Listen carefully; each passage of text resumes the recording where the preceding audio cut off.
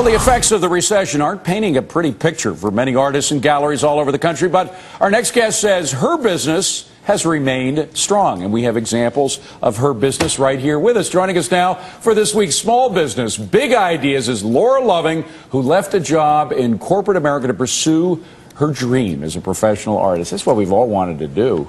Good to see you, Laura. I'm very lucky to be able to do it. Thanks for having me. All right, now let's start with the old life. As we look at two of these are your mascots, right? Or yes, my good luck charms. Yeah. You used to work for a telecommunications company, a French telecommunications firm. How many years did you work for them? 11 years. And what were you doing? I was the head of customer service for them. That's a big job. It was a big job. 11 years. You traveled around with them? Traveled around. I lived in France for 2 years. Great business experience, and it helped me to be a success in my art career as well. So what happened then? Did you decide, or did they decide to part company? I decided.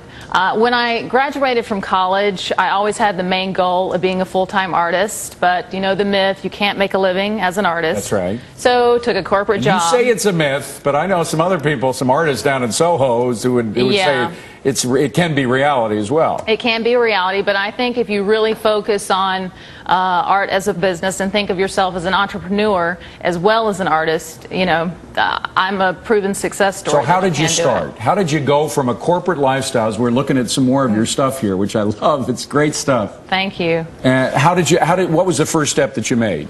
I started selling paintings in college, and right out of college I really just didn't have the savvy to do it as a full business, but I did it in parallel, working in corporate America, got a business plan together. So while you were working for this telecom company, you were selling artwork? Yes. Yes. And did they know about it? Or? Oh, yes, yes. Okay, yes. And they didn't have any trouble. So you already had a jump start when you left, but when you actually left the company, did you incorporate yourself as a business, or did you take it all as personal income? I have an LLC, Laura Loving, and I had a business plan. I launched my website, lauraloving.com. I started selling my work online, really building a clientele over years, and eventually it became a new way to make a living. So did you use any of your contacts, your corporate contacts, as a supply of customers?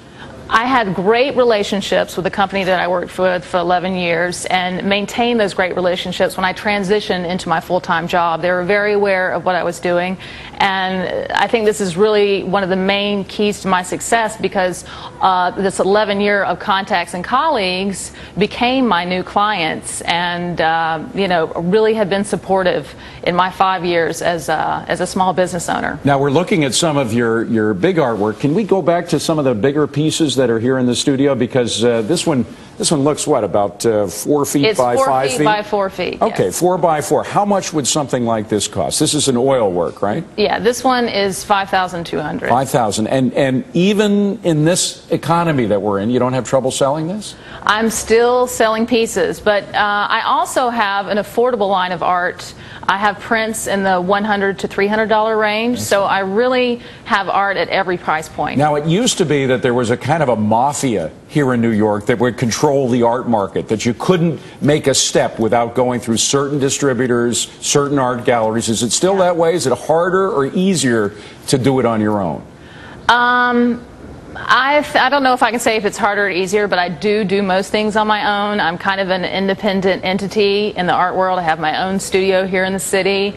I sell work online on my own website. How do you get the word out, though? I mean, just through your old contacts? Exhibiting 10 or 15 years worth of shows,